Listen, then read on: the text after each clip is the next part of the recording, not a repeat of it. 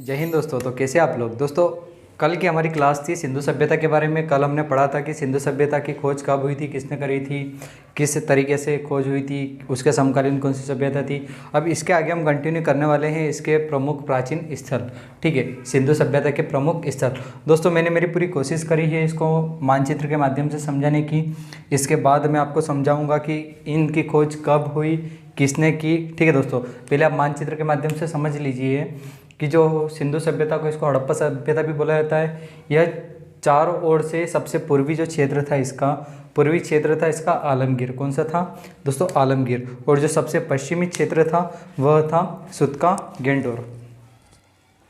सबसे पश्चिमी क्षेत्र था दोस्तों इसका सुतका गेंडोर, जो कि दास नदी के किनारे स्थित था। सबसे पूर्वी जो था वह था आलमगीर, हिंडा नदी के किनारे स्थित था। एवं सबसे जो उत्तरी क्षेत्र था दोस्तों वह कौन सा था? मांडा। और यह किस नदी किनारे था? यह था चिनाब नदी के किनारे। किस नदी के किनारे दोस्तों? चिनाब नदी के किनारे। सबसे दक्षिणी जो है दाइमाबाद अहमदनगर जिले के अंतर्गत आता है महाराष्ट्र में। यह किस नदी के किनारे स्थित है? तो यह है गोदावरी नदी के किनारे। अब कुछ प्रमुख है तो देखो दोस्तों, जो सबसे प्रमुख स्थल जो है वो है हड़प्पा। सिंधु सभ्यता का सबसे प्रमुख स्थल जो है हड़प्पा है। लेकिन जो सबसे ज़्यादा प्रसिद्ध स्थल है वह है मोहनजोदड़ो। इन सभी के बारे में बताऊंगा यहाँ से कौन सी चीज़ आपको प्रसिद्ध चीज़ प्राप्त हुई है, कौन से अवशेष प्राप्त हुए, मैं सभी आपको समझाने की कोशिश करूँगा। सबसे पहले देख लेते हैं हड़प्पा। यह पाकिस्तान क्षेत्र में स्थित है, रावी नदी के किनारे स्थित है। ठीक है दोस्तों, आगे जो है मोहनजोदड़ो। कौन सा है? मोहनजोदड़ो। ये जो है दोस्तों सिंधु नदी के किनारे स्थित है। कौन सी नदी दोस्तों? सिंधु नदी।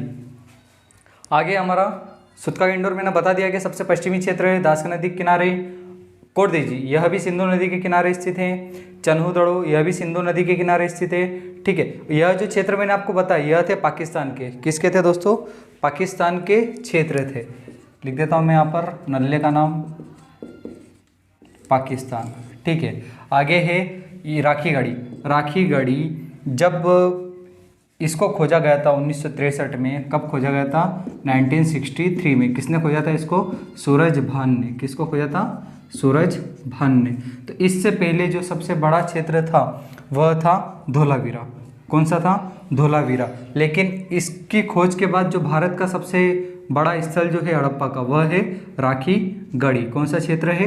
राखी गढ़ी। यह कौन से नदी के किनारे स्थित है? यह खग्गर नदी के किनारे स्थित है। यह हिसार जिले में हरियाणा में स्थित है। हिसार जिले में हरियाणा में स्थित है।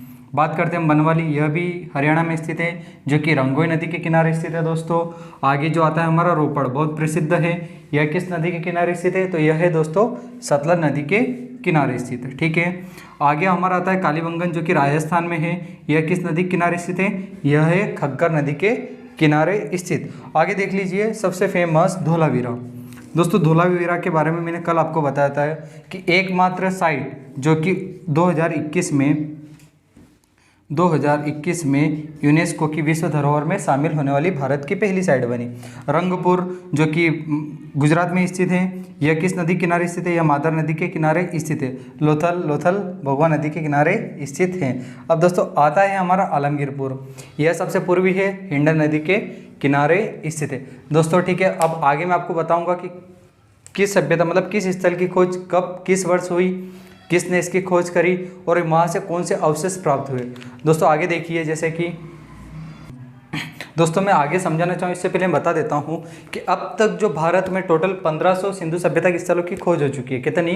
1500 सिंधु सभ्यता के स्थलों की खोज हो चुकी है, जिसमें से 925 स्थल भारत में। कहाँ पर है? 925 स्थल भारत में। बाकी बचे 575, यह कहाँ पर है?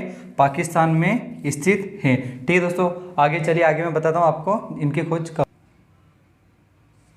दोस्तों जो पहला हमारा स्थल है वह है हड़प्पा। कौन सा स्थल है? हड़प्पा। ठीक है दोस्तों, अब यह जो क्षेत्र है यह रावी नदी के किनारे स्थित है। किस नदी के किनारे स्थित है दोस्तों? रावी नदी के किनारे स्थित है। ठीक है, बात कर लेते हैं इसकी खोज कब हुई। तो प्रोफेसर मार्शल के नेतृत्व में जो इसकी खोज हुई थी 1921 में होती है। कब होती है?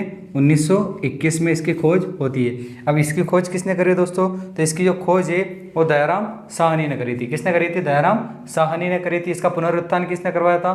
1926 में माधव स्वरूप वत्स ने करवाया। जिसके बाद फिर इसका पुनरुत्थान करवाया किसने करवाया?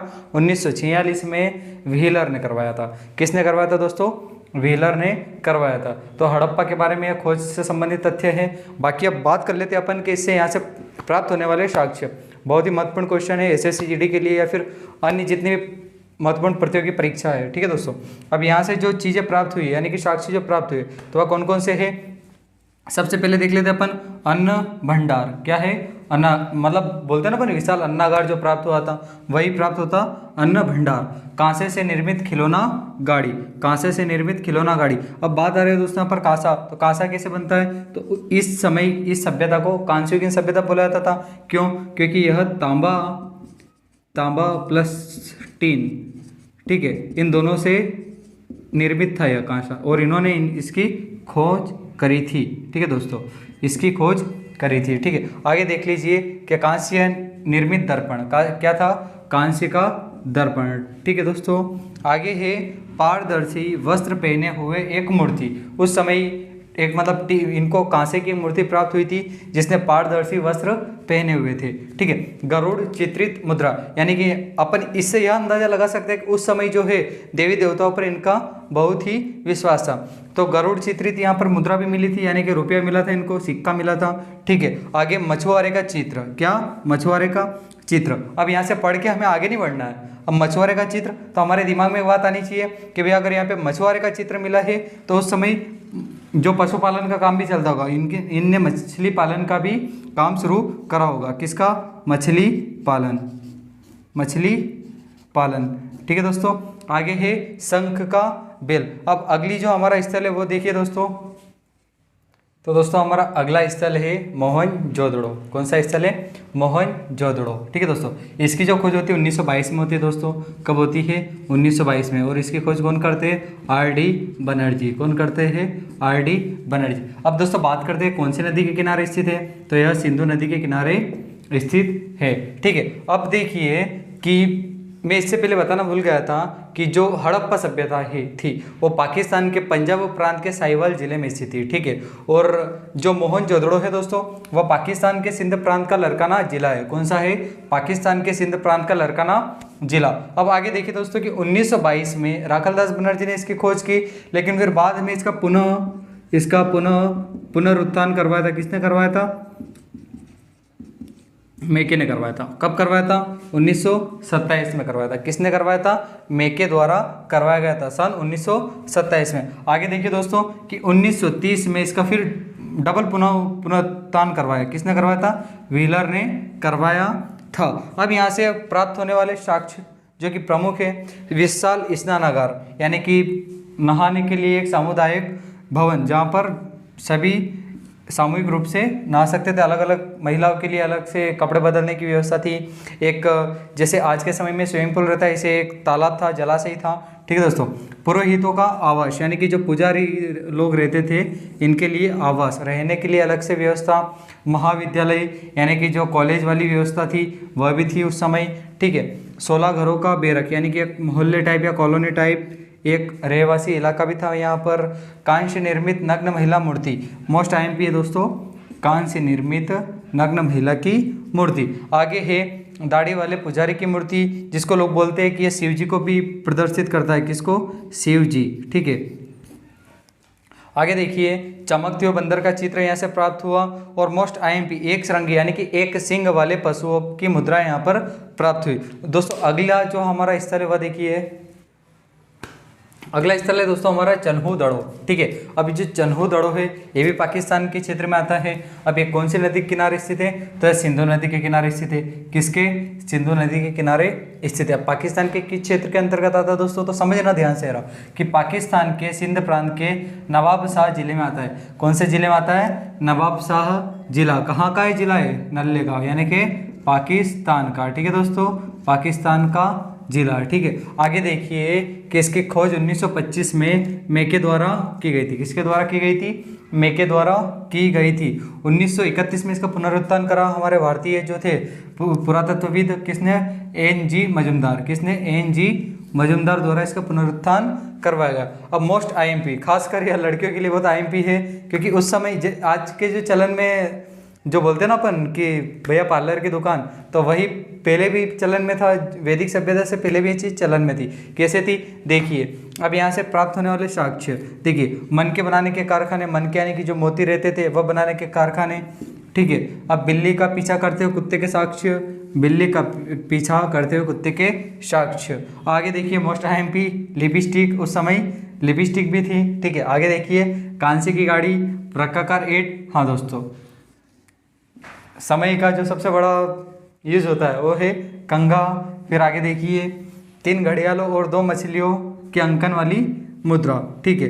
अब यहाँ से काजल भी प्राप्त हुआ था और पाउडर के साक्ष्य भी यहाँ से मिले। अगला जो हमारा क्षेत्र है यानी स्थल है वो है राखी गढ़ी। अब यह जो क्षेत्र है भारत में आता है, कहाँ पर आता है दोस्तों? यह क्षेत्र भारत में, इसकी स्थापना इसकी खोज हुई थी 1969 में। किसके द्वारा की गई थी? तो इसकी खोज की गई थी सूरज भान द्वारा, इसकी खोज की गई थी। अब ये कौन सी नदी के किनारे स्थित है? यह खग्गर नदी के किनारे स्थित है। यह कहाँ पर स्थित है? तो हिसार जिला। कौन सा जिला? हिसार जिला, जो कहाँ पर है? हरियाणा में स्थित है। अब इसकी खोज जैसे मैंने आपको बताया किसने करी थी, कब करी थी? 1969 में सूरजभान ने की थी। अब यहाँ से प्राप्त होने वाले दोस्तों साक्ष्य, तो वो कौन से थे? ताम्रोपकरण और हड़प्पा लिपि युक्त। अगला क्षेत्र देखिए दोस्तों, हमारा अगला क्षेत्र होगा हमारा, हाँ तो दोस्तों अगला हमारा स्थल है कालीबंगन, ठीक है। कालीबंगन जो कि राजस्थान में है, कहाँ पर है? राजस्थान में हनुमानगढ़ जिला है, वहाँ पर यह स्थित है। अब यह कौन सी नदी किनारे स्थित है? तो घग्गर नदी के किनारे स्थित है, ठीक है दोस्तों। अब इसकी खोज कब होती है? 1951, अमलानंद घोष द्वारा इसकी खोज होती है। 1961 में बीवी लाल और बी के थापर द्वारा इसका पुनरुत्थान होता है, ठीक है। किसके द्वारा? बीवी लाल तथा बी के थापर द्वारा इसका पुनरुत्थान होता है। कब? 1961 में। अब यहाँ से प्राप्त होने वाले साक्ष्य, मतलब यहाँ से कौन कौन से अवशेष प्राप्त हुए थे, कौन कौन से साक्ष्य यहाँ पर प्राप्त हुए थे? पहला चीज जुते हुए खेतों के साक्ष्य, यहाँ से कौन से प्राप्त हुए थे? जुते हुए खेतों के साक्ष्य। भूकंप के साक्ष्य, क्या? भूकंप के साक्ष्य। अग्नि हवन कुंड यहाँ से प्राप्त हुआ था, क्या प्राप्त हुआ था? अग्नि हवन कुंड भी यहाँ से प्राप्त हुआ था। आगे देखिए अलंकृत ईंट, मतलब कलाकारी करी हुई ईंटें भी यहाँ से प्राप्त हुई थी। यहाँ से चूड़ियाँ प्राप्त हुई थी, मतलब देख लो चनोदड़ों से भी प्राप्त होती थी और कालीबंगन से भी प्राप्त होती है। अब यहाँ से याद रख लेना चूड़िया बंगन यानी कि जो कंगन रहता है उस तरीके से इसको याद रख लेना। संभवतः एक साथ फसल बोने के साक्ष्य भी यहाँ से प्राप्त होते हैं। साथ में यहाँ पर लकड़ी की नाली भी प्राप्त होती है। क्या प्राप्त होती है? लकड़ी की नाली, जूते खेतों के साक्ष्य, भूकंप के साक्ष्य, अग्नि हवन कुंड, अलंकृत ईंटें, चूड़िया, संभवतः एक साथ फसल बोने के साक्ष्य भी यहाँ से प्राप्त होते। ठीक है दोस्तों, अब जो अगला हमारा क्षेत्र है वह है रंगपुर। कौन सा है? रंगपुर। यह गुजरात में काठियावाड़ जो जिला है वहाँ पर काठियावाड़ क्षेत्र में स्थित है। अब ये भादर और मादर दो नदियों के, मतलब इस नदी का नाम है भादर या मादर। आगे देखिए यहाँ से प्राप्त होने वाले साक्ष्य। इससे पहले देख लीजिए 1953-54 में रंगनाथ राव ने के द्वारा इनकी खोज हुई थी। आगे देखिए ज्वार, बाजरा, 3 संस्कृतियों के अवशेष, नालियाँ, कच्ची ईंट के दुर्ग और धान की भूसी यहाँ से प्राप्त होती है। अगला देखिए दोस्तों, अगला स्थल है दोस्तों हमारा लोथल। लोथल जो है वो भारत में ही स्थित है। ठीक है, कौन से नदी किनारे स्थित है? यह भोगवा नदी किनारे स्थित है। अब ये कहाँ पर है? तो गुजरात अहमदाबाद जिले के अंतर्गत आता है। ठीक है, अब इसकी जो खोज होती है कब होती है? 1954 में होती है दोस्तों। कब होती है? 1954 में होती है। रंगनाथ राव द्वारा इसकी खोज होती है। अब जो लोथल है वो बंदरगाह के लिए भी बहुत फेमस है। उस समय का जो सबसे बड़ा बंदरगाह था यहीं पर था। ठीक है दोस्तों, अब यहाँ से प्राप्त होने वाले साक्ष्य, अब यहाँ से जो प्राप्त होने वाले साक्ष्य है गोदीवाड़ा, वृत्ताकार तथा चौकोर अग्नि वेदिका यानी कि अग्निकुंड, जहाँ पर अग्निकुंड होता है, कुंड होता है अग्निकुंड, हाथी दांत, चावल व बाजरे पर 2 मुँहे राक्षस का अंकन यहाँ पर प्राप्त हुआ है। फारस की मोहर यहाँ पर प्राप्त होती है। घोड़े की मृण मूर्ति यहाँ पर प्राप्त होती है तथा 3 युग्मित समाधियाँ भी यहाँ पर प्राप्त होती है। साथ ही में चालक लोमड़ी का चिन्ह भी यहाँ से प्राप्त होता है। क्या क्या प्राप्त होता है एक और बार देख लीजिए। गोदीवाड़ा, वृत्ताकार तथा चौकर अग्निवेदी का, हाथीदांत, चावल बाजरे पर 2 मुहर राक्षस का अंकन, फारस की मोहर तथा घोड़े की मृण मूर्ति, बाद में 3 युग्मित समाधियाँ और चालाक लोमड़ी का चिन्ह। अगला जो स्थल है दोस्तों हमारा वह है सुतका गेंडोर। कौन सा क्षेत्र है? सुतका गेंडोर। अब दोस्तों यह जो क्षेत्र है यह बलूचिस्तान में है। कहाँ पर है? बलूचिस्तान में। कहाँ पर है? बलूचिस्तान, ठीक है, बलूचिस्तान। अब बलूचिस्तान के अंतर्गत आता है मकराना जिला, जो कि एक समुद्री तट पर स्थित है। कहाँ पर है? यहाँ पाकिस्तान में। अब जो सुतका गेंडोर है दोस्तों वह दास्क नदी किनारे स्थित है। कौन से नदी किनारे स्थित है? दास्क नदी के किनारे स्थित है। अब इसकी खोज कब होती है? 1927 में ऑरेल स्टाइन द्वारा इसकी खोज होती है। अब दोस्तों यहाँ से जो प्राप्त होने वाले साक्ष्य है वह देखिए। एक तो सबसे मोस्ट आईएमपी जो है घोड़े के अवशेष, यानी कि घोड़े के जो अस्थि पंजर है वो यहाँ से प्राप्त होते हैं। साथ ही में जो था यह फेमस बंदरगाह, मतलब लोथल के साथ सुतका गेंडोर भी एक फेमस बंदरगाह था। अब यहाँ से 3 संस्कृतियों के साक्ष्य, यानी कि 3 संस्कृतियों के साक्ष्य मिले थे यहाँ पर। कौन कौन से? मिस्र की सभ्यता, मेसोपोटामिया की सभ्यता व सिंधु सभ्यता, ठीक है। प्राकृतिक चट्टान पर अवस्थित मानव अस्थि से भरा बर्तन, यानी कुछ समय जो अपने समय में, आज के समय में रहता है ना, अगर कोई व्यक्ति मर जाता है उसकी अस्थियों को अपन नदी में प्रवाहित करते हैं, तो ऐसे उस समय की भी अस्थियाँ प्राप्त हुई है। साथ ही में बेबीलोन से व्यापार के साक्ष्य मिले। अब कैसे व्यापार के साक्ष्य मिले? कि जो बेबीलोन की मुद्रा है वो कहाँ पर मिली है? वह मिली है सुतका गेंडोर में। तो ठीक है दोस्तों, मिलते हैं अगले वीडियो में। अगर आपको वीडियो पसंद आया हो तो लाइक कीजिए, शेयर कीजिए, सब्सक्राइब कीजिए। जय हिंद दोस्तों, मिलते हैं अगले वीडियो में।